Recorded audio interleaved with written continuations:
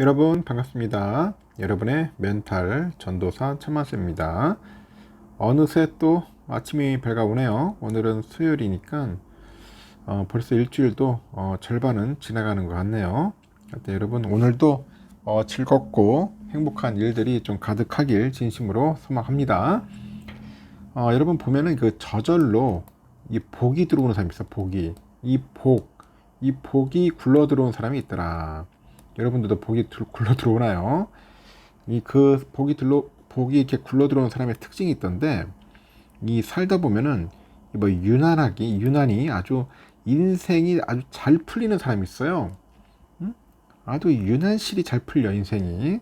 그럼 이들의 복은 타고난 것일까 한번 생각해 볼 수 있는데, 이에 관해서 한 심리학자가 45년 동안에 그 복이 저절로 찾아오는 사람들을 연구하고 조사를 했어요. 근데 그들 모두에게서 한 가지 이제 공통적인 게 있어. 공통적인 특징이 발견되었다고 합니다. 그것은 바로 그들이 자기 자신에 대해서 아주 억세게 운이 좋은 사람이라고 믿고 있었다는 거죠. 억세게 운이 좋더라. 그들은 자신의 운이 좋다고 생각하기에 부정적인 생각을 하기보다는 긍정적으로 이제 행동을 했고요. 기회가 찾아오면은 고민하지는 않고 손에 쥐었고요. 언제나 밝은 에너지를 풍겼기에 주변에 좋은 사람들이 가득했다고 합니다. 결국 복이란 거 뭐냐? 이 스스로 복이 많다고 생각하는 사람에게 찾아가는 것이라는 거죠. 여러분의 앞길에도 분명히 수많은 행운이 있을 거예요.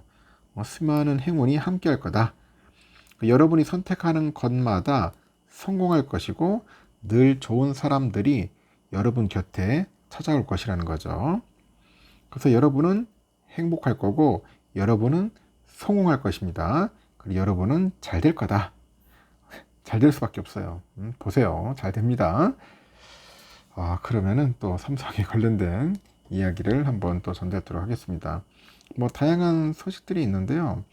뭐 그 이웃 동네 관련된 소식들도 제가 전달할 테니까 그냥 편하게 들어주시기 바랍니다. 그 HBM의 그 생산을 위해서 그 필수 장비가 있는데 이거 TC 본더라고 하죠. 이 TC 본더 시장이 시끄러워요. HBM 선두주자인 하이닉스가 이제 TC 본더 공급사 그 다변화를 추진하면서 그런 것 같아요. 그동안 하이닉스형 TC 본더는 사실상 그 한미 반도체의 독점 공급이었습니다. 증권가에서도 엔비디아, 하이닉스, 한미 반도체 이런 밸류 체인이 하나의 그 주가 공식이 됐을 정도인데, 하지만 하이닉스는 올해 초부터 안정적인 장비 수급을 목표로 신규 공급사를 찾아 나섰습니다. 싱가포르에 본사를 둔 ASMPT하고 국내 하나정밀 기계 등을 접촉을 해서 추가 도입을 현재 준비 중인 것으로 알려져 있네요. TC본도 열풍을 이해하려면은 HBM 원리를 알아야 한다고 합니다. 과거에는 그 컴퓨터 그래픽 장치죠. GPU 이거하고 메모리는 그 반도체 기판 위에다 구분이 돼가 탑재했는데, 하지만 AI 시대로 접어들다 보니 GPU가 이제 수행해야 할 연산량이 기하급수적으로 늘어납니다. 그래서 그 GPU의 일감을 제공하는 메모리를 그 GPU 옆에 딱 붙여야 하는 상황이 된 거죠. 그리고 여기서 또 한 가지 문제가 있는데, 그 GPU 옆에 메모리를 붙일 수 있는 공간이 한정적인 탓에 이 충분한 메모리 용량을 확보 못하게 된 겁니다. 그래서 이런 과정에서 해법으로 떠오른 게 HBM이고, 칩을 여러 개 쌓는 그런 적층 방식으로 메모리 용량을 늘린 거예요. HBM을 만드는 것은 메모리 3사죠. 삼성, 하이닉스, 마이크론. 하지만 모든 생산 과정이 이들만의 힘으로 되는 게 아니고, 이 HBM을 만들기 위해서는 수많은 반도체 장비가 필요해요. 대표적인 게 TC본드인데, 그 HBM은 적층 과정에서 이 D램을 일정한 간격으로 쌓아요. 그리고 이제 고정하는 게 상당히 중요하다, 그렇게 보는데요. 이 과정에서 열과 압력을 이용하는 그 TC 본딩을 하죠. 본딩. 이때 활용되는 장비가 TC 본더인데, TC 본더를 열 압착 본딩 장비라고 부르는 이유죠. 이 메모리 3사는 자체 TC 본더가 없어. 그 외부에서 결국 사들입니다. 다만 삼성의 경우 자회사 세메스 등에서 TC본드를 납품받는데 결국 외부 공급사가 노릴 타깃은 하이닉스 뿐이에요. 그 하이닉스형 TC본드의 경우 지금까지 한미반도체 독점이었는데 2017년 일찌감치 하이닉스랑 협업을 해서 TC본드를 개발한 덕분에 수혜를 입었고 지난해 하반기부터 올해 상반기까지 하이닉스에서 수주한 금액만 3천억 이상입니다. 덕분에 한미반도체 실적도 고공행진이죠. 한미반도체는 올해 3분기 매출이 2,085억, 영업이익이 993억인데요. 전년 동기 대비 각각 568%, 3,320% 증가했습니다. 분기 실적 기준 역대 최대치, 3분기 기준 누적 매출은 4,093억, 영업이익은 1,834억이네요. 그래서 한미반도체는 올해 연간 매출 전망치로 6,500억을 제시를 합니다. 근데 최근에 상황이 달라졌어요. 그 SK 하이닉스가 이제 TC본드 공급망 재편 니즈를 드러냈는데 시장에서 가장 주목하는 공급사 후보가 단연 이게 하나 정밀기계라고 합니다. 이 하나그룹 차원에서 반도체 장비 사업 드라이브를 걸고 TC본드 기술력 강화 등에 힘쓰고 있는 것 같아요. 지난 10월 20일 날 김승현 하나그룹 회장이 하나의 미래기술 그 R&D 전진기지죠. 판교 R&D 캠퍼스를 찾아가지고 TC본드 장비 시연을 지켜봤는데요. 김 회장은 반도체는 국가기관 산업으로 첨단 기술 혁신을 견인하고 글로벌 시장에서 기술 리더십을 보여줄 수 있는 중요한 산업이다 강조를 합니다. 공개석상에서 김 회장이 반도체를 언급한 건 이번이 처음인데요.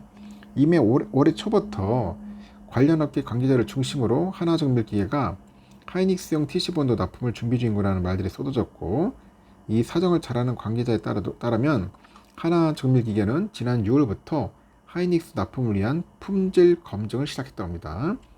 하지만 하나정밀기계는 그동안의 공식 입장을 발표하지는 않았고 구매 주문 이전 단계에서 진행 정도를 공개하는 건 리스크가 크고 비밀 유지 의무 등에도 위배될 수 있어서라고 하는 것 같아요. 근데 조심스럽게 진행되던 중 해프닝이 벌어집니다. 지난 10월 16일 하나정밀기계의 TC본드가 하이닉스의 납품을 위해서 퀄테스트를 탈락했다는 언론 보도가 나오는데 하나정밀기가 즉시 반박 자료를 내더라고요. 그리고 이례적으로 홈페이지에도 안내문도 내걸었고 하나정밀기계 측은 하이닉스의 테스트용 장비를 납품해 검증이 진행 중이다. 현재 테스트는 순조롭게 진행되고 있고 검증이 완료되는 대로 납품을 할 수 있을 거다 이렇게 밝혔습니다. 사실상 시장에서 돌던 소문을 인정한 건데 이를 두고 관련 업계도 단순 언론 부대에 적극적으로 대응한 이유는 분명해 보인다. 내부에서 하이닉스 TC본드 공급망 진입 가능성을 매우 높게 보는 것 같다. 상반기부터 테스트를 받고 있으니 연내에 생산 라인에 투입될 가능성도 있다고 설명하는 거죠. 그 ASMPT도 그 하이닉스의 공급망 진입이 점쳐져요. 이미 하이닉스가 주문을 시작했다는 말도 나오고 이대로라면 하이닉스 납품용 TC본드를 두고 한미반도체, 하나정밀기계, ASMPT 이게 3파전이 펼쳐지는 거죠. 당연히 한미반도체는 경쟁사를 견제하는 모습을 보이겠죠. 한미반도체 부회장이 3분기 실적 자료에서 한미반도체랑 경쟁하고 있는 그 ASMPT는 중국 선전과 청두 공장에서 장비를 생산하고 있고 이 조립 품질과 장비 성능 면에서 한미반도체에 뒤처지는 상황이다. 한미반도체는 HBM형 TC본드 세계 시장 1위라면서 1980년 설립 이후 45년간 축적된 업력과 이 노하우를 바탕으로 이 고객 만족을 위해 끊임없이 노력하기에 가능한 일이라고 하네요. 이를 두고 업계에서는 한미반도체가 그 위기를 좀 느끼고 있다는 뜻 아니겠냐 이렇게 평가를 하는 것 같아요. 다만 3파전이 펼쳐지더라도 한미반도체가 당분간 우위에 있을 가능성이 높다고 합니다. 이 기술력 격차가 좁혀지기는 했는데 여전히 한미반도체의 근소 우위라는 평가도 있고 오히려 진짜 승부는 하이브리드 본딩에서 펼쳐질 수 있다. 그렇게 보는 것 같아요. 이 하이브리드 본딩은 열과 압력을 이용하는 TC 본딩과 달리 이 칩과 칩 사이의 가교를 없애서 직접 포개어놓는 형태예요. 적층이 높아질수록 유용한데 상대적으로 기술 난이도 높고 시장에서는 HBM4 12단까지 TC 본딩 이게 유효하지만 16단으로 늘어나는 순간 하이브리드는 그 본딩엔 자리를 넘겨줄 것이라고 보는 거죠. 이따라서 한미반도체랑 하나정밀기계 등은 이미 하이브리드 본딩 장비를 준비 중이고 하나 정밀기계는 국내 정공정 업체인 그 제우스하고 하이브리드 본인 장비를 하여튼 준비하고 있고요. 한미반도체는 2026년이죠. 하이브리드 본도 출시 계획을 밝힌 바 있고요. 지난 7월에 이 곽동신 부회장이 26년 하반기 하이브리드 본도를 출시할 계획이라고 했죠. 24년 매출 목표는 6,500억, 25년은 1조 2천억, 26년은 2조 원으로 이렇게 매출 목표를 잡고 있다. 그런 이야기를 하는 것 같습니다. 상당히 지금 치열하게 싸우고 있어요. 상당히 중요하다 보니까 업체들끼리도 상당히 좀 피 터지고 있다. 그렇게 보시면 되겠습니다. 이제 트럼프가 되면 한국 증시가 어떻게 되겠습니까? 운다는 말이 있어요. 웃는 게 아니고 운다. 그만큼 트럼프에 인해서 많은 변화가 있지 않겠냐 그렇게 보는 것 같아요.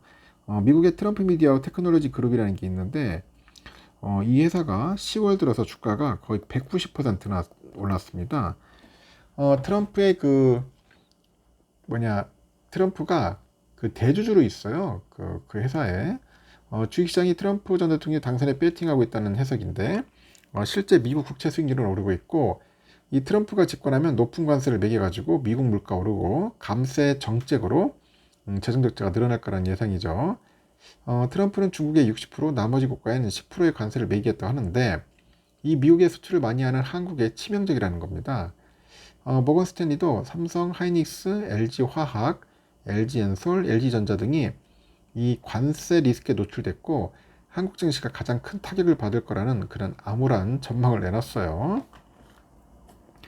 산업별로 보면 자동차, 그중에서도 이 전기차하고 2차전지 업종이 걱정이라는 거죠. 트럼프는 미국 인플레이션 감축법을 폐지하거나 이 축소하려고 하는데 전기차하고 2차전지는 이 법을 근거로 지원금을 받고 있기 때문이죠. 이 반도체에는 위기와 기회가 공존합니다. 당장 트럼프는 미국 내 반도체 공장에 보조금을 주는 반도체법에 반대하면서 이 관세를 부과하면 이 보조금을 안 줘도 해외 기업들이 알아서 미국에 공장을 지을 거라고 주장하죠.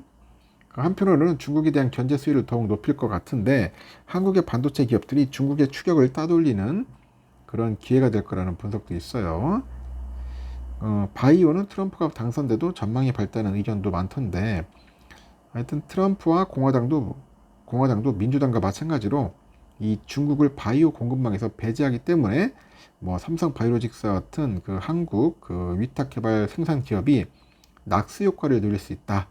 그리고 방위 산업 역시 트럼프가 집권해도 나쁘지 않을 거다. 그런 이야기를 하는 것 같습니다. 그 트럼프가 대통령 되면은 아주 상당한 골 때리는 그런 현상들이 펼쳐질 것 같아요. 반도체 업체들도 좀 긴장을 좀 해야 하지 않겠나 하는 생각이 듭니다. 삼성도 그렇고 하이닉스도 마찬가지일 것 같습니다. 참고하십시오. 여기까지 하겠습니다, 여러분. 좋은 하루 보내시고 또 다음 시간에 뵙도록 하겠습니다.